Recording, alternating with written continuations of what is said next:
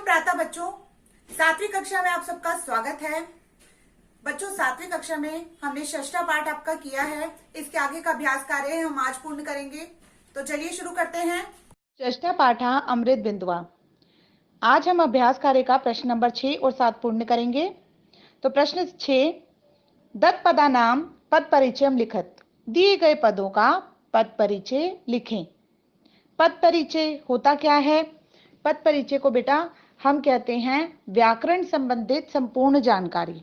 यदि कोई भी शब्द दिया हो और उस शब्द के बारे में बोला जाए कि आपने पद परिचय बताना है उसका, तो इसका अर्थ ये होता है कि आपने पूरे व्याकरण संबंधित उसकी जानकारी बतानी है कि वो शब्द कैसा है, क्या वो शब्द पुल्लिंग है, स्त्रीलिंग है या नपुंसकलिंग है, उस शब्द में कौन सी भक्ति लगी है, प्रथमा से लेकर सप्तमी या संबोधन, उसका वचन कौन सा है, एक वचन में है, द्विवचन में है या बहुवचन में है।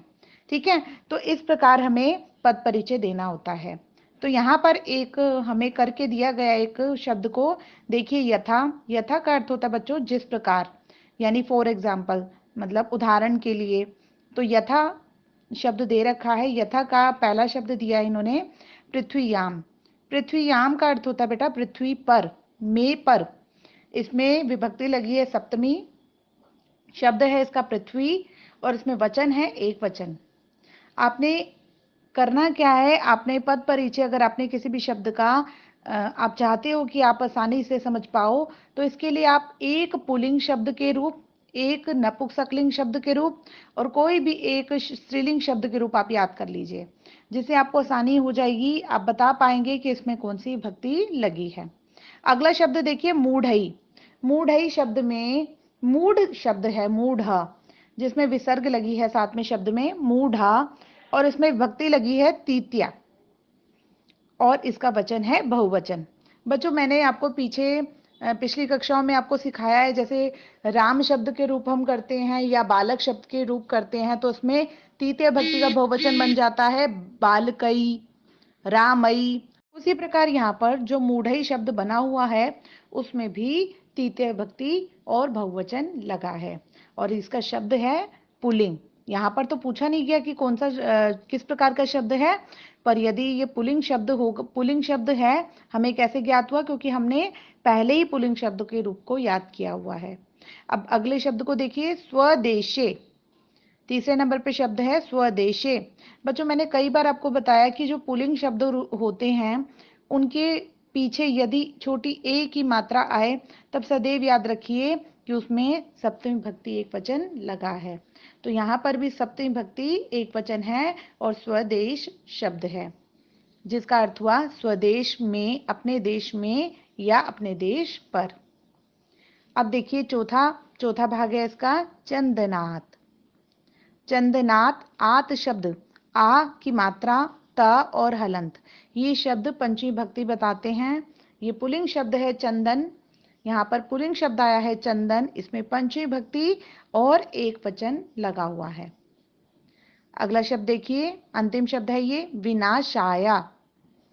तो विनाशाय में विनाश शब्द पुल्लिंग शब्द है और इसमें चतुर्थी भक्ति लगी है, चतुर्थी भक्ति और साथ में एक वचन लगा हुआ है।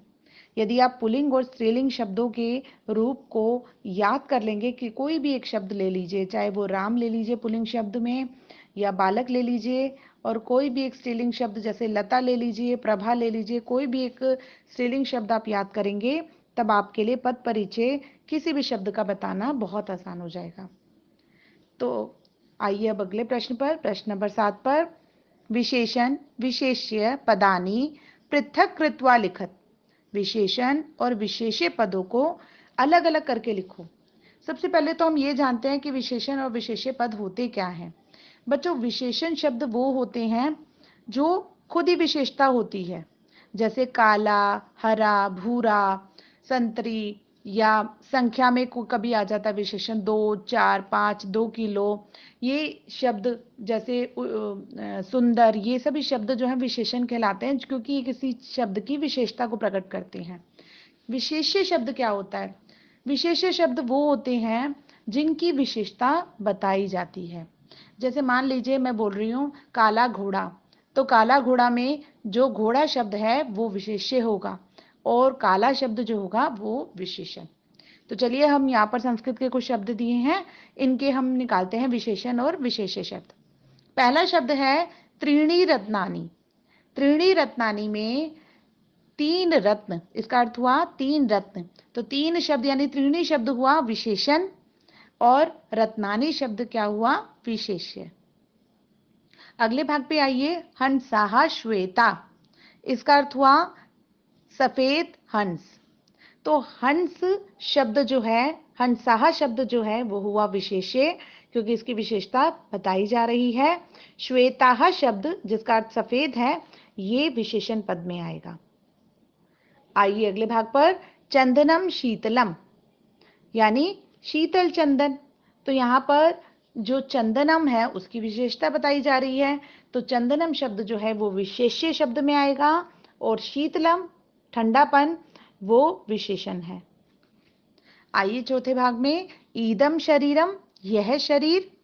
तो ईदम शब्द विशेषण है और शरीरम इसकी विशेषता बताई जा रही है।